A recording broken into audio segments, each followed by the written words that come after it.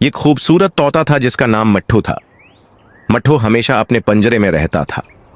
वो खूब बातें करता, गाता और झूले में झूलता, लेकिन कभी बाहर जाने की ख्वाहिश नहीं करता था। एक दिन पंजरे का दरवाजा खुला रह गया।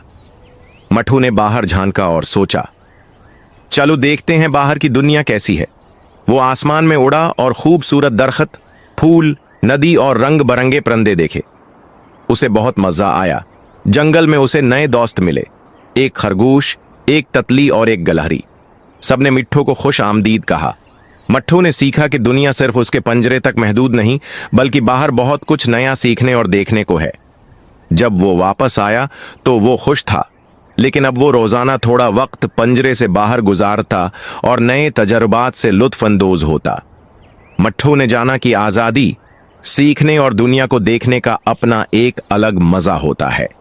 अगर आपको कहानी पसंद आई हो तो वीडियो को लाइक करें और चैनल को सब्सक्राइब जरूर